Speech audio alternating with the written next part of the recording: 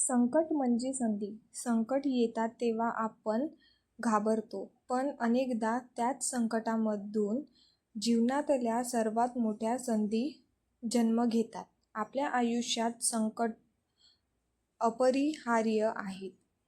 कधी आर्थिक अडचणी, कधी अपयश, कधी नात्यांमध्ये तणाव, तर कधी आरोग्याशी संबंधित अडथळे.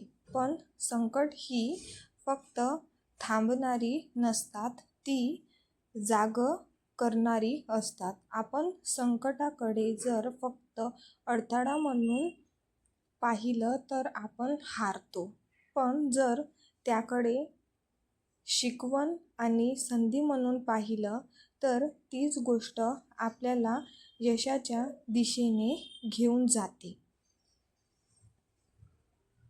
हीच गोष्ट आहे अनुराधा नावाच्या मुलीची. तिचं आयुष्य सुरळीत चाललं होतं, पण एका अपघातात तिचा पाय गेला. तिला वाटलं आता आयुष्य संपलं. ती खूप दिवस डिप्रेशनमध्ये गेली. पण एके दिवशी तिने व्हीलचेअरची खेळाडूचा एक व्हिडिओ पाहिला आणि तिच्या मनात काहीतरी क्लिक झालं. ती म्हणाली, हे संकट माझं आहे, पण त्यावर मात करणं माझ्या हातात आहे. तिने शरीर सौष्ठव, योग्य आणि व्हीलचेअर बास्केटबॉलमध्ये ट्रेनिंग घ्यायला सुरुवात केली. सुरुवातीला खूप अडचणी आल्या, पण ती चिकाटीने चालू राहिली. आज अनुराधा एक यशस्वी व्हीलचेअर ॲथलीट आहे आणि अनेक महिलांसाठी प्रेरणा आहे. तिच्या जीवनातील त्या एका मोठ्या संकटानेच तिला तिची खरी ओळख दिली. अशी अनेक उदाहरणं आहेत. थॉमस एडिसनला 100 वेळा अपयश आलं, पण त्यातच विजेच्या दिव्याचा शोध लागला.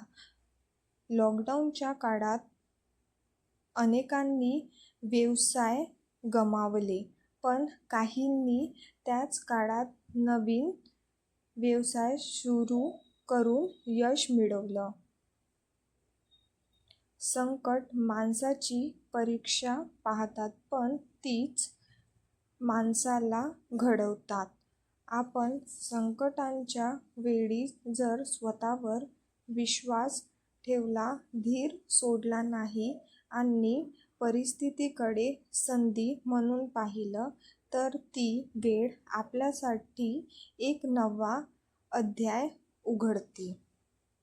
संकट ही एक संधी आहे स्वतःला सिद्ध करण्याची, नव्याने सुरुवात करण्याची आणि खऱ्या सामर्थ्याची ओळख होण्याची. म्हणूनच संकट आल्यावर थांबू नका. उलट प्रश्न विचारा, यातून मी काय शिकू शकतो, आणि ती शिकवण आपल्या पुढच्या वाटचालीसाठी एक प्रकाशवाट ठरेल.